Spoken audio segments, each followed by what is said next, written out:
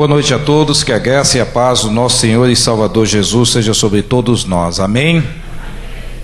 É um prazer poder retornar a esta igreja. Ainda não tinha vindo a esse evento em particular, mas sempre é um prazer. E ver o quanto as coisas mudaram aqui, o espaço foi outro, né? E para mim, de fato, é uma grande alegria, motivo de louvor a Deus, de poder estar aqui com vocês nessa noite e falar de coisas que são importantes e coisas que, como o pastor Paulo Romeiro acabou de salientar alguns segundos atrás, o perigo desses grupos. Eu quero, antes de começar a minha fala propriamente dita, eu gostaria de convidá-los a abrirem suas Bíblias no Evangelho segundo Lucas, capítulo 9, versículos 49 e 50. Evangelho de Lucas, capítulo 9, versos 49 e 50. Eu gostaria que você prestasse muita atenção nesse texto. Se tem alguém do seu lado que não tem Bíblia, por favor, ceda a Bíblia para o visitante, para que ele possa acompanhar esse texto, a leitura desse versículo. E eu acredito que nós temos muitas coisas importantes a tratarmos nessa noite, a pensarmos e a raciocinarmos juntos. Eu gostaria que a princípio pudéssemos ler esse versículo. Lucas, capítulo 9, versos 49 e 50, diz assim a palavra do Senhor. E respondendo João disse: Mestre, vimos um que em teu nome expulsava os demônios, e lhe o proibimos, porque não te segue conosco. E Jesus lhes disse: Não o proibais, porque quem não é contra nós é por nós. Amém? Sempre defini a questão de a igreja verdadeira e a igreja que não é. Sempre definir essas questões tem sido uma barreira para o nosso meio, onde nós vemos tantas igrejas que se intitulam igrejas de Jesus, ensinando tantas coisas absurdas que não parecem ser da igreja de Cristo, e aonde nós vemos grupos que se distanciam tanto da igreja de Jesus, fazendo coisas parecidas com aquilo que a igreja de Jesus deveria fazer. E eu lembro da frase de Jesus, quando ele diz que os filhos das trevas são mais prudentes em sua própria geração do que os filhos da luz. É incrível, e como quem está envolvido nesse assunto de grupos não ortodoxos e pesquisando sobre esse tema, nós percebemos o quanto tem gente aí zelosa, extremamente zelosa. E eu quero deixar bem claro para você, talvez você que é adventista, que está aqui conosco nessa noite, quero deixar bem claro que o desejo de forma alguma é agredir pessoas. O desejo de forma alguma é despejar ira, ódio, raiva, mas que você possa começar a pensar um pouco sobre certas coisas, determinadas coisas que têm acontecido hoje dentro da sua igreja, que você às vezes não tem percebido. Os discípulos tinham uma dificuldade aqui, não é? Eles estão com dificuldade porque eles acham que Jesus é algo exclusivo deles. Eles acham que Jesus é algo que pertence a eles. E eles querem proibir alguém que expulsava demônio em nome de Jesus, mas não estava com aquele grupo. Nós também muitas vezes nos encontramos determinando quais os grupos são ou não, quais igrejas são ou não igrejas verdadeiras. E às vezes, porque uma igreja não pensa como nós pensamos, não tem uma liturgia semelhante a nós, não tem algumas crenças, semelhante ao que cremos, temos uma péssima mania de nos fecharmos à comunhão com esses grupos, ou à comunhão com essas igrejas. E às vezes acontece nas igrejas de Jesus algo complicado em algumas denominações evangélicas, que é esse exclusivismo denominacional que parece mais coisa de seita. E às vezes nós não lembramos aquilo que é óbvio, que a igreja de Jesus não é uma denominação, mas um povo remido pelo sangue de Cristo, ligado por doutrinas centrais, não por doutrinas periféricas. Eu acho interessante que às vezes nós encontramos um irmão de uma outra denominação, e a primeira coisa que nós perguntamos, quando sabemos que ele é de uma outra denominação, perguntamos aquilo que é periférico, não aquilo que é central. Buscamos mais aquilo que nos separa do que aquilo que nos une, quando tem tantas coisas fundamentais que nos unem. Agora, diante de todas essas questões, o adventismo sempre foi, e pelo andar da carruagem, digamos assim, sempre será um grupo que vai criar grandes dificuldades para a igreja brasileira. Por quê? Porque, primeiro, nós percebemos um namoro, um relacionamento, eu não vou mais nem chamar de namoro, mas um relacionamento mais íntimo da igreja cristã com o adventismo. Então, isso foi alimentado em parte por uma grande ignorância da igreja brasileira e uma grande ignorância dos líderes evangélicos no Brasil, por não conhecerem a natureza do adventismo. E a igreja adventista conseguiu crescer muito, conseguiu ter um canal de televisão, não é, como a Novo Tempo, com uma programação extremamente atrativa, com uma linguagem extremamente atrativa. E eu estava assistindo alguns programas da Novo Tempo, eu acho incrível como hoje eles chamam qualquer um de irmão. Chamam católicos, olha, um católico enviou aqui um e-mail, um irmão católico. Quando nós sabemos que no fundo não é isso que a igreja adventista crê. Um irmão batista nos enviou um e-mail, quando não é isso que a igreja crê. Esse trabalho que eu desenvolvi desde 2006, a pesquisa começou em 2006, e eu a concluí em 2010, desse livro, Os 7 Mitos, ela passa exatamente por essas discussões.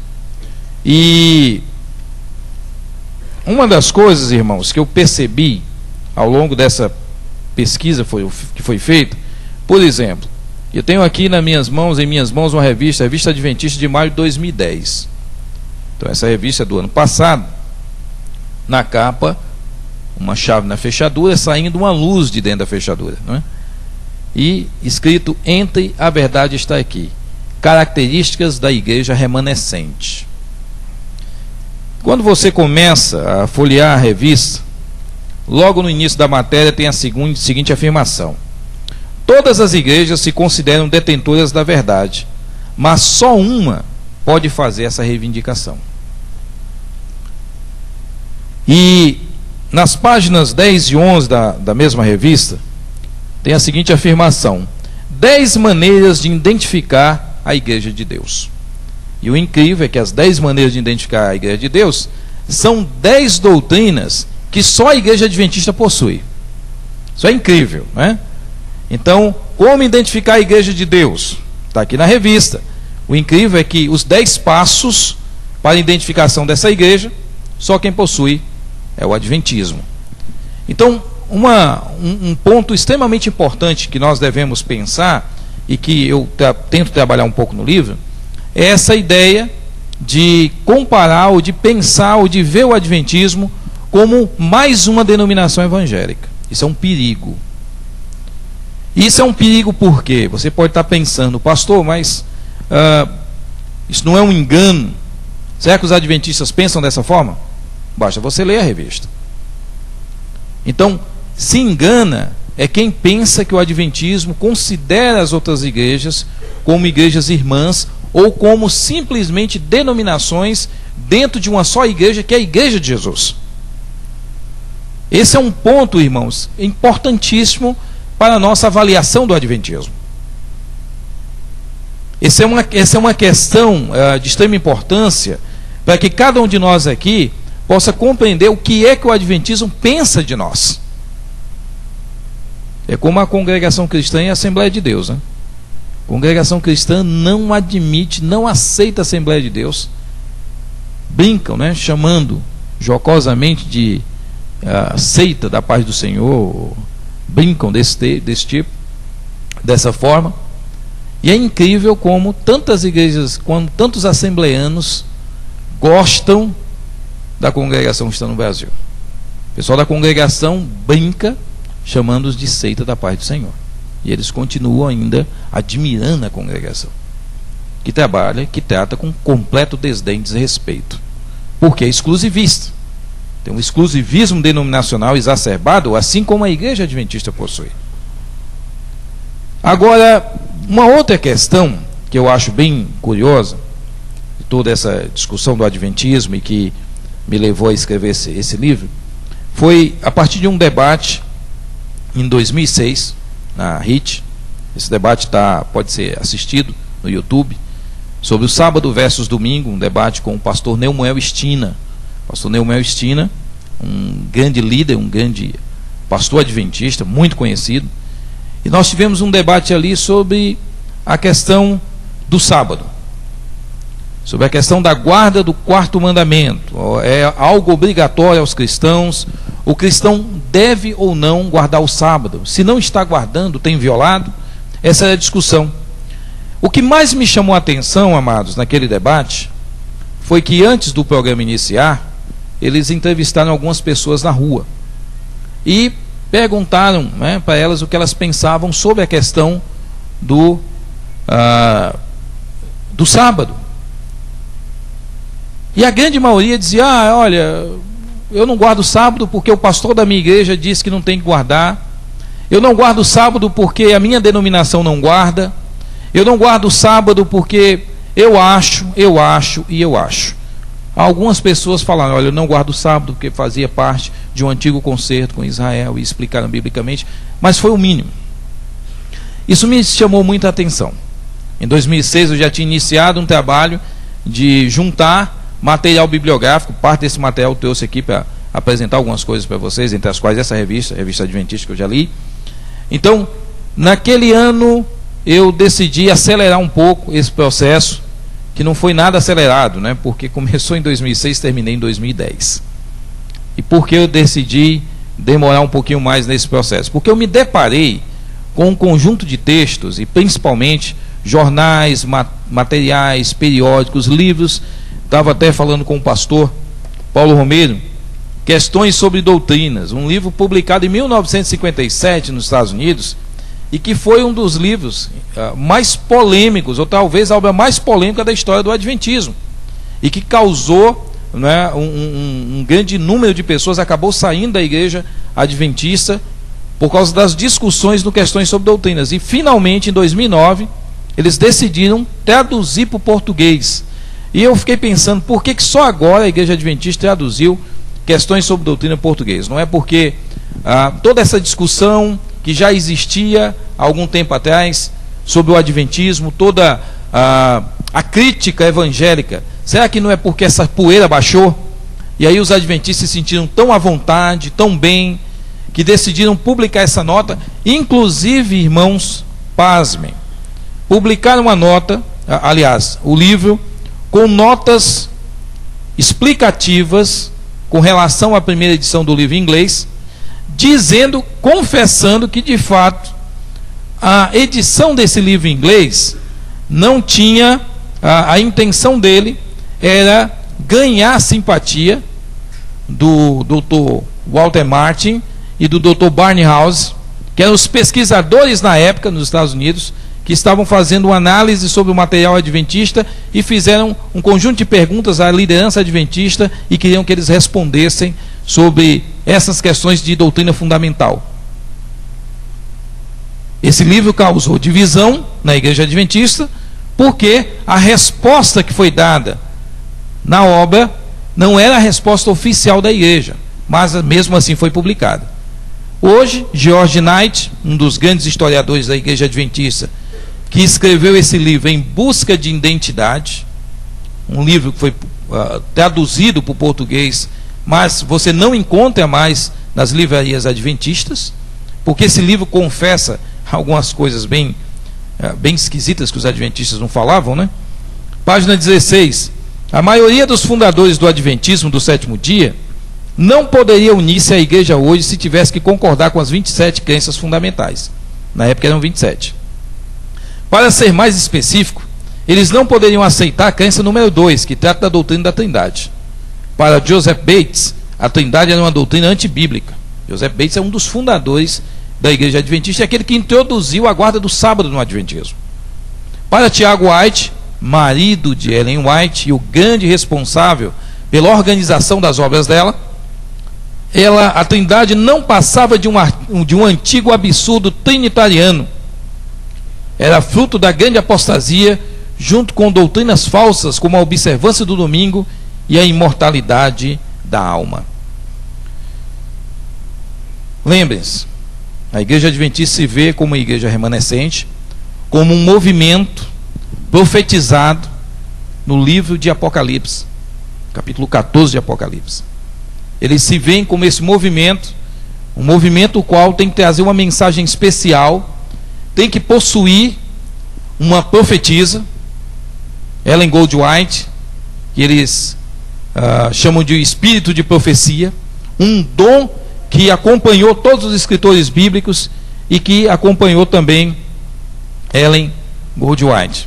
Para os irmãos terem ideia, eu fiquei abismado fazendo. Eu andava tanto na livraria adventista ali na Sé, quando eu chegava lá o pessoal, ô irmão, como é que você está? De tanto me ver lá, né? Quase de cada 15 dias eu ia dar uma volta lá para olhar o que tinha de interessante para fazer esse trabalho. E esse livro do pastor Alceu L. Nunes, O Dia da Sua Vinda, onde ele teve a capacidade de discutir sobre movimentos apocalípticos e a expectativa da volta de Cristo. Uma crítica a movimentos que marcaram a volta de Cristo. Eu acho que é muita coragem do pastor adventista escrever sobre isso.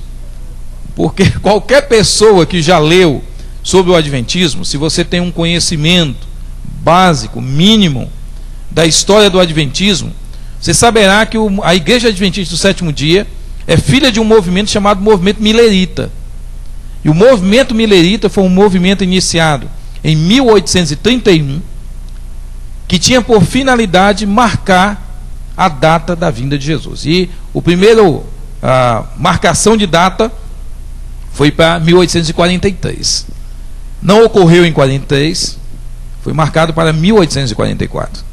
Não ocorreu em 1844, o movimento se desfez, o movimento milerita ele acaba aí, e dos cacos desse movimento, algumas pessoas vão formar aquilo que hoje é a Igreja Adventista do Sétimo Dia.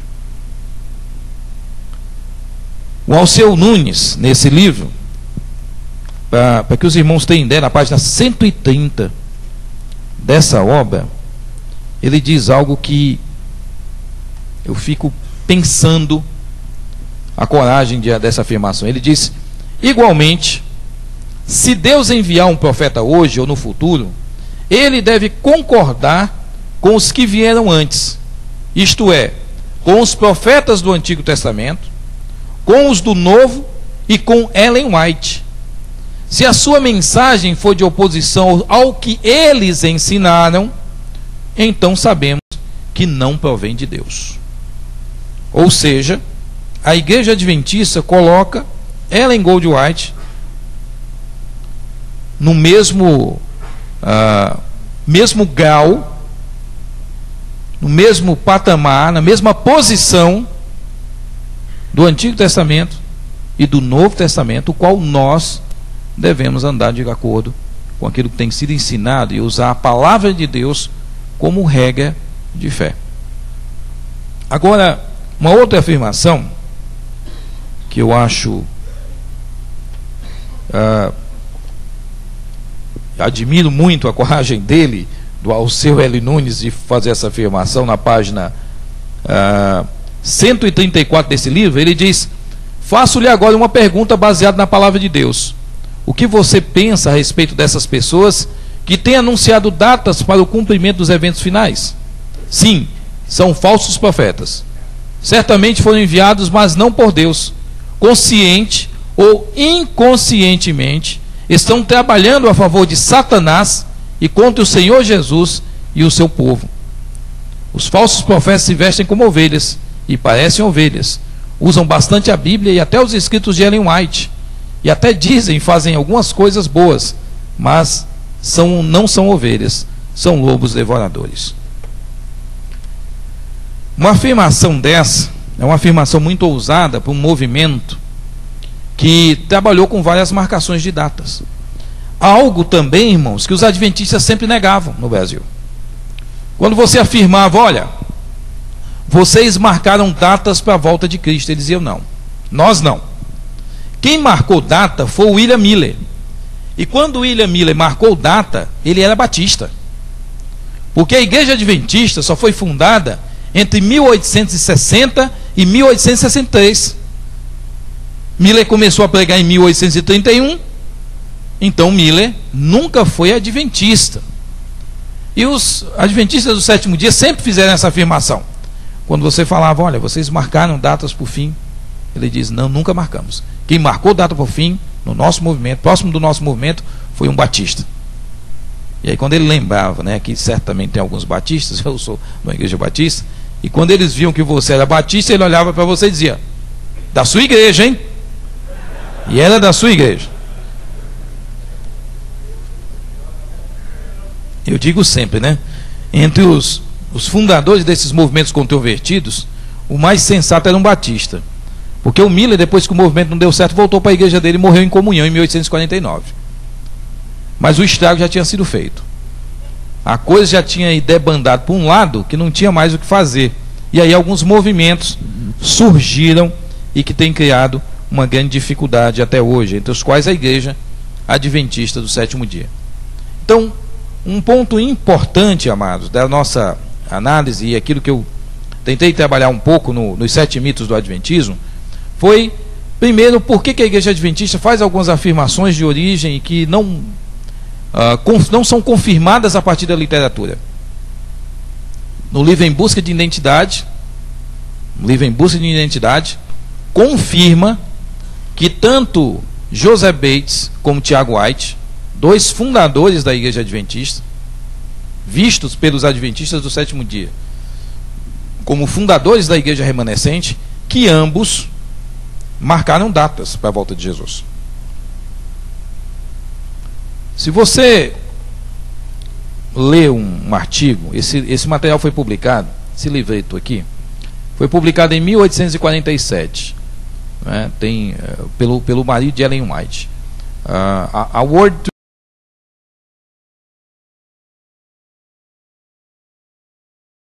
24 páginas. Aqui eles falam, o James White, o Tiago White, marido de Ellen White, afirma com todas as letras que poderia sim se saber o dia da volta de Jesus, e que isso não era algo que deveria nos espantar, porque Deus afirmou que se poderia saber o tempo. E aí ele faz uma análise, não é exegética, mas é heregética, né? Heregética dos textos, e consegue provar no texto, através dessa distorção, que de fato Deus prometeu que saberiam a data da vinda, e houve uma marcação para isso. Uma outra questão que me chamou muito a atenção nesse período de pesquisa e estudo foi voltado para Ellen Goldwhite. Ellen Goldwhite, como já mostrei para vocês, pastor Alceu L. Nunes afirma que Ellen White é ponto central, e é um ponto central na fé adventista. A maior dificuldade dos adventistas, irmãos, é exatamente Ellen White. Se os adventistas jogassem fora Ellen White, a igreja com certeza aos poucos poderia mudar e se tornar uma igreja genuinamente cristã. Mas não conseguem se afastar disso. Por quê?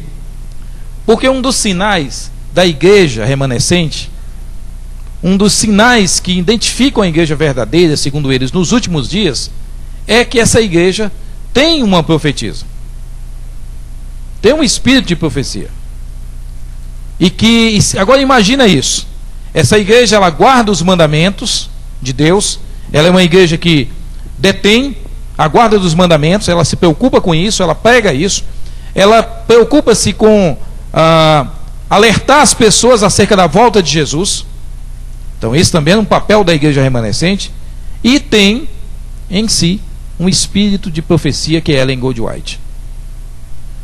Se os adventistas do sétimo dia reconhecessem os erros de Ellen White, e não são poucos, não são poucos, eu fiz uma pesquisa extensa, principalmente em materiais da própria igreja nos Estados Unidos. Eu entrei em contato com um grupo chamado White State. White State são os detentores dos direitos autorais de todo o material de Ellen White. Tudo que se publica de Ellen White, são eles que liberam o material e o uso desse material para que seja publicado. E eu tive contato com William Fagal, que é uma das pessoas que faz parte do White State. Troquei alguns e-mails com ele, e o que eu achei interessante, ele me mandou algumas informações, e nós conversamos um pouco sobre isso, sobre algumas questões que eu queria saber de Ellen Goldwhite. Me mandou alguns arquivos, e eu fiz uma pesquisa mais extensa sobre essa questão. O que eu acho interessante é que a Igreja Adventista ela não consegue andar sem Ellen White. Ellen White é um ponto central, sempre foi e sempre será. A Igreja Adventista ela se vê como um movimento profetizado no livro de Apocalipse, mas esse movimento tem que ter Ellen Goldwhite. E essa é a grande dificuldade. E discutindo, nesse período de tempo, eu pude encontrar muitas coisas curiosas. Os adventistas do sétimo dia, na década de 80, eles passaram por uma controvérsia muito forte dentro do movimento com relação à natureza dos escritos de Ellen White. Natureza daquilo que ela escrevia. O que Ellen White escreveu é inspirado por Deus. Ela era uma escritora que não tinha uma importância central no movimento, ou tinha. Com o passar do tempo, a igreja vai solidificando isso. E no livro The White Lie, esse é um clássico, se você quiser estudar sobre as distorções, da onde Ellen White copiou tanta coisa para escrever muito, você deve ler esse livro. E a história desse livro é curiosa, porque a Igreja Adventista teve, do ano de 1980 até 1988, a Igreja Adventista esteve envolvida com um trabalho, financiou um trabalho, onde se gastou $500 mil, $500 mil em 8 anos de pesquisa. Juntou-se um grupo, e esse grupo foi dirigido por um pesquisador, um erudito da Igreja Adventista, professor da Universidade Adventista, Dr. Fred Veltman. E o Fred Veltman, ele fez uma pesquisa porque ele queria saber, a igreja queria uma posição oficial sobre esse livro, que tinha sido escrito por um pastor adventista, discutindo exatamente sobre a natureza dos plágios de Ellen White. O livro Em Busca de Identidade não usa a expressão plágio, usa a expressão empréstimos literários, Eufemismo ajuda em tudo. Então, empréstimos literários. Ellen White não praticou plágio, mas fez uso de empréstimos literários. Então, algumas pessoas falavam: olha, mas Ellen White dizia que ela recebeu luz do alto e que o anjo assistente a orientou, e que toda a informação ela vinha do alto. O pastor Walter Ria entendeu que vinha do alto, mas não do alto do céu, vinha do alto das prateleiras dos livros que ela copiava, e copiou muito, irmãos. O relatório Veltman, infelizmente, ele foi um relatório que não fez. Nós aqui no Brasil não discutimos muito esse relatório, não fizemos uma pesquisa na época mais extensa. Eu tive aliás, esse relatório eu tenho, e eu trabalhei um capítulo extenso do meu livro sobre isso, onde eu peguei o relatório do Fred Veltman, um relatório de mais de 900 páginas, explicando o que a igreja pensa sobre os empréstimos literários da senhora White. E, irmãos, eles reconhecem, por exemplo, O Desejado de Todas as Nações, que é um livro adventista sobre Jesus, considerado pelos adventistas do sétimo dia um clássico. Os adventistas sempre usam o argumento de que Ellen Goldwhite, apesar de ter tido pouca instrução, apesar de ser uma pessoa de pouca instrução, ela conseguiu escrever muito, mais de 100 milhões de palavras, vários livros, é a escritora americana mais lida, mais conhecida. Então os adventistas sempre olharam essa situação toda de Ellen White e falavam: olha, está vendo?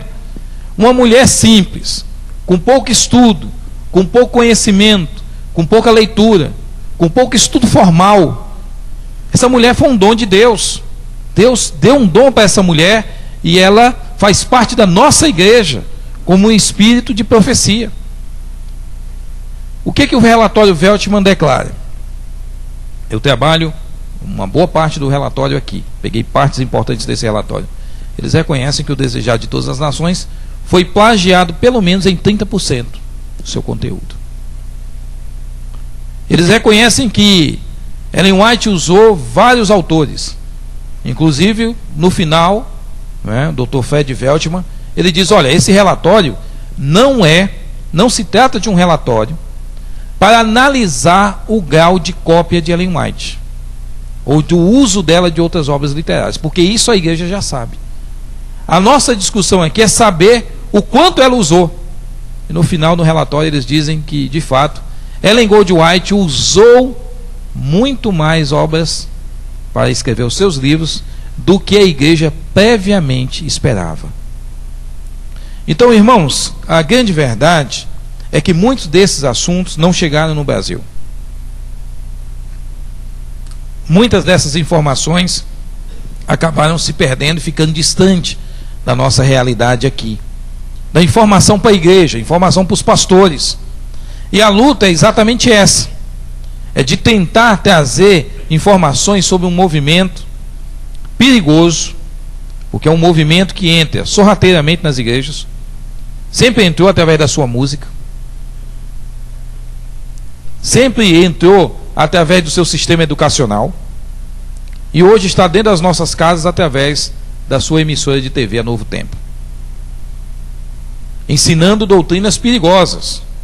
O Adventismo, por exemplo, ensina que a expiação de Cristo não foi concluída na cruz. Quando você entrega a vida a Jesus Cristo, seu pecado não é cancelado, não é apagado.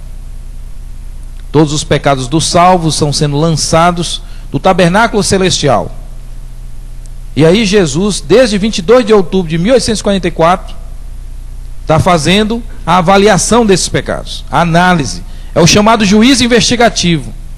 Está investigando, avaliando, para ver aqueles que vão de receber a salvação.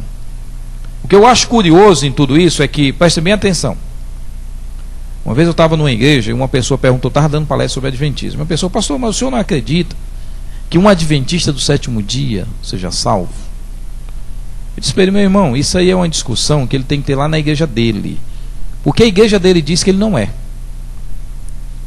Se a igreja dele diz que ele não é, quem sou eu para dizer que ele é? Se o movimento adventista diz que o adventista não é salvo. Trabalhei uma informação no livro, no Sete Mitos, uma citação de Ellen White, dizendo que não se deve encorajar ninguém, por mais sincera que seja a sua conversão, a dizer ou sentir que é salvo, porque isso é perigoso.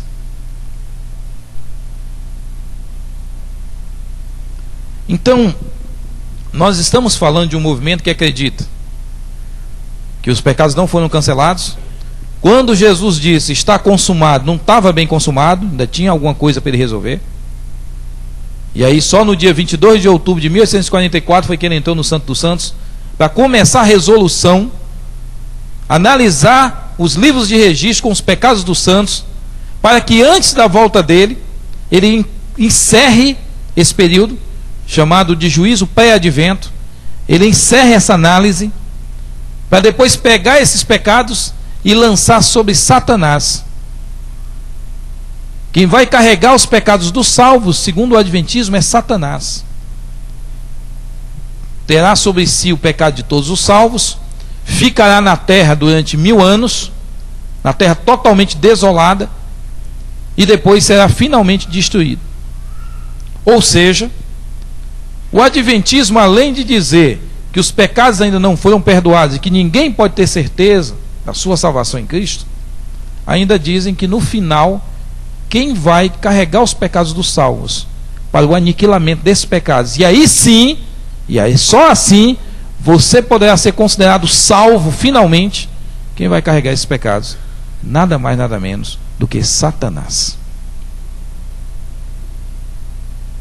E quando algumas pessoas questionam o Adventismo e falam: olha, por que vocês acreditam que Satanás é co-salvador? Eles dizem, não, isso é uma blasfêmia. Não ensinamos isso. Agora pense bem comigo, irmãos. O adventismo acredita que ninguém teve os seus pecados cancelados. O adventismo acredita que ninguém pode ter certeza da sua salvação. O adventismo acredita que Jesus está verificando os livros de registro para definir aqueles que hão de herdar a vida. E que o cancelamento, o apagamento completo dos pecados só vão ser destruídos, aniquilados. Um salvo só vai poder dizer que não tem nenhum pecado de culpa diante de Deus depois que Satanás carregar os pecados dele e for destruído. Irmãos, se isso é uma doutrina bíblica de justificação e expiação, eu não sei o que a gente faz com a Bíblia. E algumas pessoas ficam, pastor, mas olha a música. Qual a característica principal de uma boa falsificação, irmãos? Pensa um pouco sobre isso. Qual a principal característica de uma boa falsificação? A sua grande semelhança com o objeto falsificado. Ninguém vai fazer uma falsificação do $100, de uma nota de $100 e colocar o Mickey. Tá certo? Isso é grosseiro. A boa falsificação, ele tem uma grande semelhança com o objeto falsificado. A grande discussão, aliás, com o objeto verdadeiro, com aquilo que ele está falsificando, né? A grande semelhança com o objeto que ele está falsificando. O que é que ele vai fazer? Eles vão pegar exatamente coisas que são semelhantes e vão tentar aproximar. A nossa discussão no Brasil durante muito tempo, quando falávamos de movimentos heréticos, né, seitas, novos movimentos religiosos, grupos não ortodoxos, enfim, quando falávamos sobre isso, geralmente era aquilo que o pastor Paulo Romero citou aqui alguns minutos atrás. Quanto mais distante, mais sectário é. E aí a gente já apontava. Perguntar para alguém, olha, o que você acha do espiritismo kardecista? Tem irmão kardecista? A pessoa dizer, não. Kardecismo claramente é contrário à visão cristã. Quando você falava de mormonismo, ninguém discute. Olha, a igreja mormon de fato não é. Não pode ser considerada uma igreja genuinamente cristã. Olha as doutrinas. Quando você menciona as testemunhas de Jeová, Reverendo Moon, né? Quando você vai citando vários movimentos aí, as pessoas dizem, não, olha, isso aqui de fato é um movimento falso, isso aqui é um movimento, não é? É uma seita. Só que sempre a nossa análise foi qual? Quanto mais distante. Esquecemos que a boa falsificação reflete aquilo que está muito próximo. Então o adventismo fala de um Jesus que também é uma questão curiosa, né? Eu tenho o 5º capítulo do meu livro, é o mito do outro Jesus. O primeiro é o mito da igreja remanescente, onde eu procuro mostrar como a igreja adventista acredita, quais os sinais da igreja remanescente de acordo com o adventismo, e por que a igreja adventista, dentro da sua própria literatura, é comprovado que ela não tem esses sinais. Segundo, o mito do espírito de profecia. Qual a visão que a igreja adventista mantém ainda hoje sobre Ellen White? E por que essa visão é incompatível com a Bíblia ou com a própria vida de Ellen White? Terceiro, o mito do juízo investigativo, onde eu discuto essa questão de Jesus, da expiação em aberto ainda. Jesus ainda não concluiu a obra de salvação e ainda está avaliando os pecados dos salvos para ver aqueles que hão de ser dignos de receber a vida. E aí, quinto, eu falo sobre o mito do outro Jesus. Sexto, o mito da imortalidade condicional, a visão que os adventistas têm dessa doutrina, e o mito do aniquilacionismo. No mito do outro Jesus, amados, o que chama a atenção é lembrar para cada um de nós que a igreja adventista ainda acredita em um Jesus que é Miguel, o arcanjo. Jesus ainda continua sendo o arcanjo Miguel dentro do adventismo. E o adventismo fez até uma releitura do que significa a palavra arcanjo. Isso é uma arma, não é, muito usada pelos movimentos pseudo-cristãos.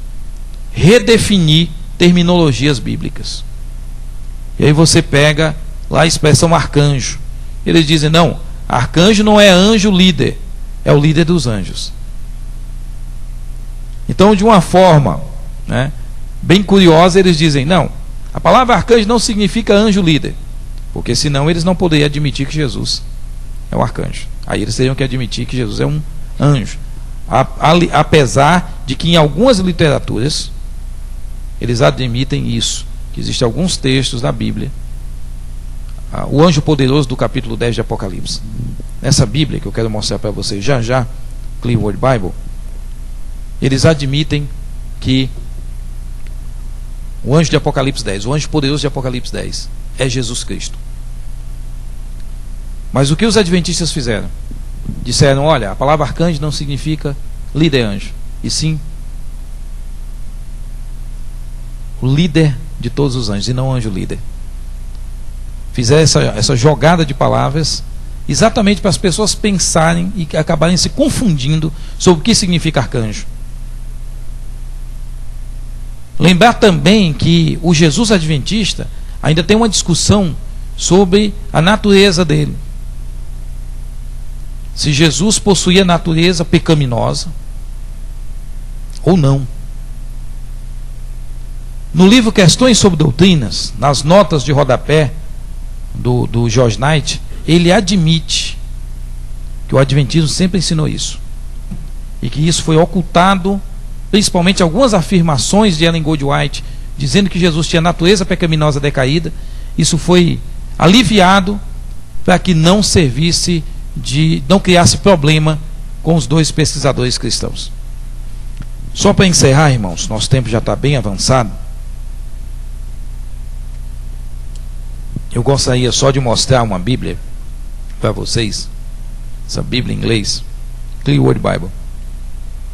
Nós não temos tempo para fazer uma leitura de vários textos dela.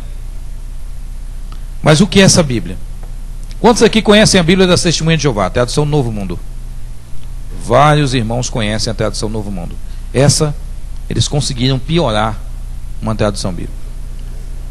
Quem achava que as Testemunhas de Jeová já tinha alcançado o nirvana da heresia, né, e da distorção de um texto bíblico, não leu ainda Clearwater.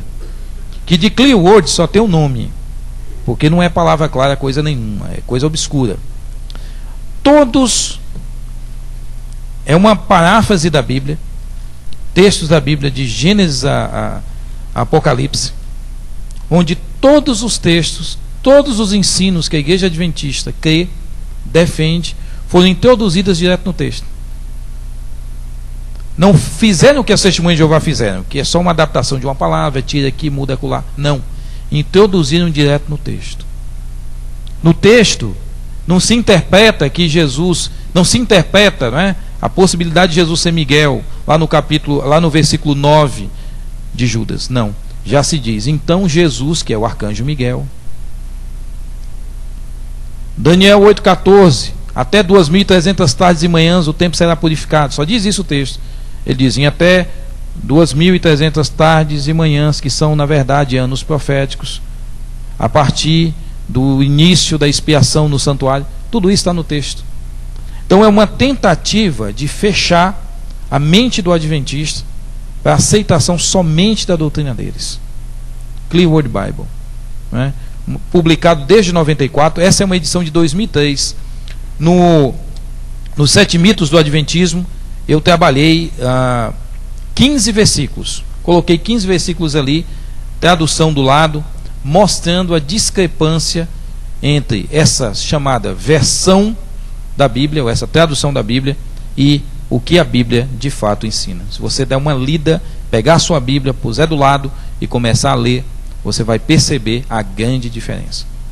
Então esse material foi produzido exatamente, irmãos, para quebrar um silêncio evangélico, um grande período de silêncio evangélico, que nos causou muito dano e muito mal. Cruzamos os braços e vemos simplesmente um movimento crescer e nós o ignoramos. E agora nós temos que reverter essa situação, porque nós somos igreja no maior país adventista do mundo. Tem mais adventista no Brasil hoje do que nos Estados Unidos. E a igreja adventista hoje hoje, a pretensão da Igreja Adventista é abrir no Brasil, nesse próximo ano, 10.000 novas igrejas. É o projeto de crescimento da Igreja Adventista. Pense sobre isso. Deus nos chamou para sermos testemunhas, não para ficarmos de braços cruzados. Deus nos chamou para cumprirmos uma missão e não ignorarmos a natureza da nossa chamada. Que Deus nos abençoe em nome de Jesus. Amém? Passo a palavra para o pastor Paulo. Nós vamos fazer um rápido intervalo.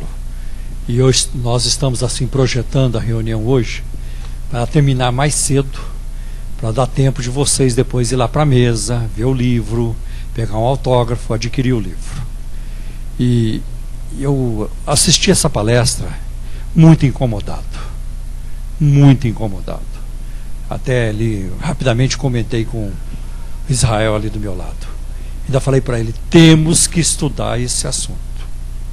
Nós precisamos estudar sobre o Adventismo.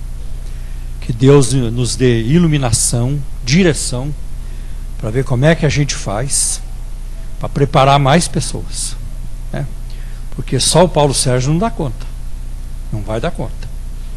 Só o Natanael Rinaldi não vai dar conta. Então, irmãos, nem todos são chamados para ser apologistas. Nós sabemos disso. Nem todos. Como nem todos são chamados para outras coisas. Mas nós temos que estar, pelo menos, aí prontos para responder sob a guarda do sábado, que é uma coisa muito difícil, do ponto de vista, para você refutar, os evangélicos não conseguem tratar disso a contento. Então eu quero fazer aqui um rápido intervalo, e depois eu gostaria que o pastor Paulo Sérgio Batista viesse aqui para responder só uma pergunta que eu vou fazer, depois do intervalo, né? O que você considera mais complicado para os evangélicos em relação aos adventistas do sétimo dia, né? Porque tem outros adventistas, então nem é o assunto aqui hoje. Tem o Adventista da Promessa, né? Que é uma ala pentecostal, está mais próximo de nós, né?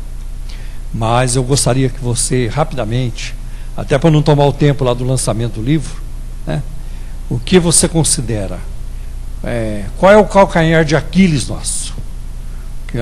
Qual é a brecha? Onde que nós somos mais vulneráveis em relação aos adventistas do sétimo dia?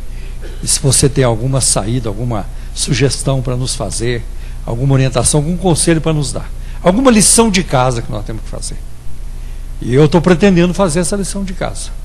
Eu quero fazer, porque nós não podemos ficar aí sem resposta. Me incomoda demais no domingo. Nós fazemos o nosso programa das 9 às 11, depois entra o pastor Bittencourt, graças a Deus por aquele programa, porque não tem heresia, tá? Mas depois deles aí entra sono da alma, e a Babilônia, e a Ellen Goodwhite, e eu fico sem entender como é que eles conseguem entrar lá e fazer esse estrago no meio do povo de Deus. Eu fico sem entender. É muito complicado para mim isso, tá? Mas eu agora estou começando, né? E até o pastor Elias Soares, ele tem cobrado de mim, pastor, o senhor tem que pegar, pastor. O senhor tem que pegar foco firme aí. E eu não posso, pastor, porque o programa não é meu, mas o senhor pode. Então, eu estou pegando mais vezes agora, e estou incomodando. Nós temos que fazer isso. Não é possível.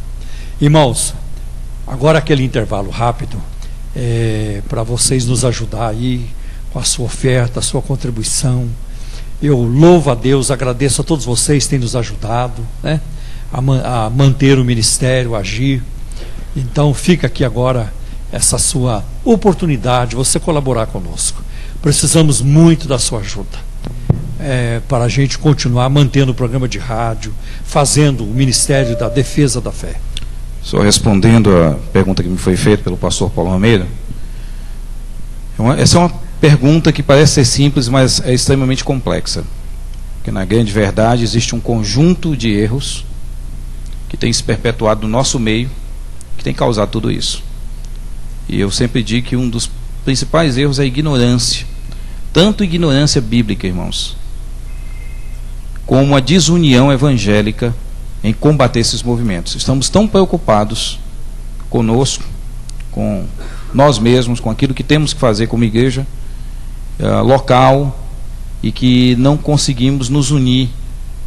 E eu parabenizo eventos como esse, porque pessoas vêm em todos os lugares para exatamente ter informações. Por que a ignorância é perigosa? Porque ela permite que você seja manipulado. Ela permite que você veja mentira e chame de verdade. Então o grande problema das igrejas é não estudarem Bíblia. Os crentes não estudam Bíblia. Você só trabalha ética e moral cristã. Cristianismo é também ética e moral, mas não somente. E a gente hoje, você não vê crente que conhece, não sabe explicar a Trindade, com a Bíblia na mão e não sabe explicar a inspiração da Bíblia. Ressurreição de Cristo. Aí eu vi um crente conversando com a testemunha de Jeová, deu pena, sobre o inferno. Virou um inferno para a vida do crente aquilo lá. Se enrolou todo, ficou perdido, pastor. Não tinha jeito para sair, dava pena. E sabe por quê, irmãos? Porque nossas igrejas estão vivendo só celebração. Só celebração. Festa da pipoca, igreja lota. Arraiá de Jesus. Tomar um crentão. Enche de crente para tomar um crentão. Parece crente de tudo grande. Só isso. Quando nós falamos de estudo bíblico, aí, meu irmão. Então, a grande verdade é que um dos pontos que nós percebemos e que entendemos que há uma grande dificuldade, e é sobre isso que os adventistas trabalham. Primeiro, a nossa ignorância. Olhamos para o mal e chamamos de bem. Olhamos para o bem e chamamos de mal. E como nós vamos conseguir discernir, amados, entre a verdade e a mentira, entre a verdade e o engano, se nós nem conhecemos as Escrituras? Então começa daí, a maior dificuldade. Os crentes não querem ler, não querem estudar a Bíblia. Os crentes não querem pesquisar a Bíblia, acham que pesquisa é para teólogo, para pastor. A Bíblia não foi escrita para teólogo e pastor, foi escrita para mim e para você, para cada um de nós, para o povo de Deus. Então a gente tem que parar com essa coisa de segregação. Ah, tá, esse aqui é pastor, então o pastor tem que estudar, tem que se aprofundar, e o membro da igreja sempre viver abaixo ou sob a sombra do pastor. Você tem que estudar a palavra, você tem que crescer na palavra. Então, primeiro ponto é esse. Segundo, nós devemos ser pessoas mais envolvidas em trabalhos, né, em conjunto, a igreja fazer trabalhos em conjunto contra esses movimentos. E quando eu falo ir contra, pessoal, não é fazer piquete na porta da igreja adventista, não. Porque senão vão chamar a polícia, você vai apanhar e vai ser muito bem feito se apanhar. A questão não é essa. A questão é nós entrarmos pelo mesmo caminho que eles estão entrando. Informação, mídia, livros, estudar, facilitar para as pessoas algumas informações. Como o pastor Paulo falou aqui, não é todo mundo que é chamado para essa área de heresiologia, de pesquisa, de tudo isso. Não é todo mundo. E seria tolice da minha parte, ou da parte dele, ou de qualquer um outro aqui que gosta muito dessa área, achar que todo mundo tem que ter essa visão, porque não tem. A igreja de Jesus é multifacetada. Por outro lado, irmãos, a igreja de Jesus deve estar baseada no ensino da palavra.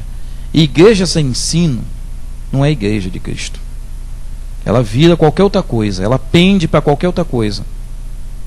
Então nós temos que lembrar da importância disso e começar a olhar essas questões como primordiais na nossa alma. Será que eu tenho capacidade de conversar com um adventista sobre o sábado?